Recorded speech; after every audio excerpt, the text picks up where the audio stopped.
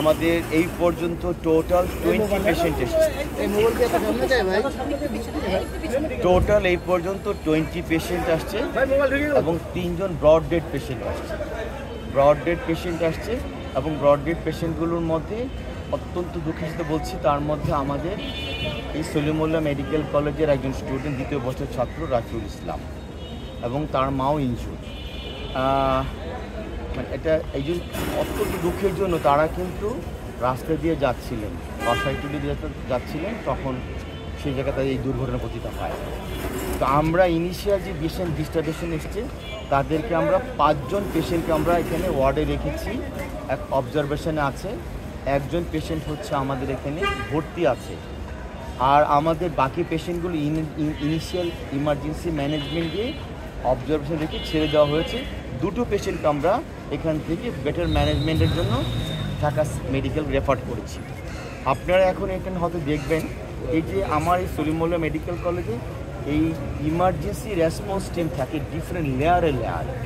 আপনারা এখানে দেখবেন যে একদম মিড লেভেলে ডাক্তার আছে, সাথে ইন্টার্ন আছে। পেশেন্ট আসলে প্রথমে এই ম্যানেজমেন্টটা হয়, তার উপরে থাকে আমাদের আরএসরা, যারা ফুল ফেজেস এমএস করা, এফসিপিএস করা, আবাসিক surgeon, RS casualty, RS ENT, RS neurosurgeon, RS হচ্ছে জেনারেল সার্জন। ঠিক এর উপরে থাকে আমাদের প্রফেসর ইউনিট হেডগুলো। আমরা প্রত্যেকটা লেভেলের লোক এখানে আছি, এবং আমার এখানে কিন্তু প্রিন্সিপাল মহোদয় এসছেন, যার ফলে হয় কি পেশেন্টের ইমার্জেন্সি ম্যানেজমেন্টের জন্য কোনোভাবে ডিলে না হয়। সেই জন্য আমার এই হসপিটালের মধ্যেই ইমার্জেন্সি ক্যাজুয়ালিটির পাশেই আপনি all source of laboratory investigation plus radiology, X ray বলেন, সিটি স্ক্যান বলেন, আলট্রাসাউন্ড বলেন, ওর সবগুলো ব্যবস্থা আছে। It's very new set up. আমি সলিমুল্লাহ এসে আমার একটা স্বপ্ন ছিল করার, এবং আমাদের কিন্তু এখন পর্যন্ত মেডিসিন স্পেশাল আছে, কিন্তু ইমার্জেন্সি মেডিসিন স্পেশালিটি বলে কিছু নাই। অত্যন্ত আনন্দ জানাচ্ছি আমাদের যারা ঊর্ধ্বতন আছেন, আশা করছি আগামী বছর থেকে সেই সাবজেক্টে চালু হবে, তখন এটা আরও ভালো হবে। আপনি যে 20 জনের কথা বলছিলেন, সেই 20 জন কি 3 জন বাদে যারা? ইয়েস, এই 20 জন পেশেন্ট আর 3 জন ব্রড ইন, টোটাল 23 জন কথা বলছি। আমি ক্লিয়ার করতে পেরেছি।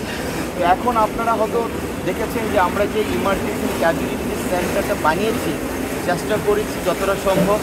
আমি ঢাকা সিএমএইচে ছিলাম, ঢাকা সিএমএইচও আমার ক্ষুদ্র অবদান ছিল সেটা বানানোর ক্ষেত্রে। দেশের বাইরে যখন ছিলাম সেখান থেকে দেখেছি। আমার এটা একটা বড় স্বপ্ন ছিল, আলহামদুলিল্লাহ আপনাদের দোয়া সেটা করতে পেরেছি। এবং এখানে আরেকটা জিনিস আমরা এনশিওর করেছি, যখন ইমার্জেন্সি পেশেন্ট আসে, অজ্ঞাত পেশেন্ট অনেকে আসে, আমরা 100% পেশেন্টের এনি সোর্স অফ মেডিসিন আমরা এনশিওর করি, এবং এটা এনশিওর থাকে। এই সাথে সাথে যে ইনভেস্টিগেশনগুলো এগুলো আমরা ফ্রি করে দিই, সরকারি ইউজার ফিগুলো আমাদের প্রফেসরদের যে রিকমেন্ডেশন সেগুলো ফ্রি করে দিই। এটা একটা বড় ধরনের সুবিধা। কেন? কারণ এই টাকা জমা দেওয়া আবার এগুলো করার জন্য মানুষের কিন্তু হয়রানি হয়। সেটা কিন্তু আপনারা যে কোনো সময়, এখনকার জন্য না, আপনার নিজের এসে দেখেন, যদি কোনো ভুল হয়ে থাকে আমাকে বলতে, পরিচালক সাহেব আপনি এগুলো বলে এগুলো হচ্ছে না, তাহলে আমার বলতে সুবিধা হবে। অসংখ্য ধন্যবাদ, আপনারা ভালো থাকবেন।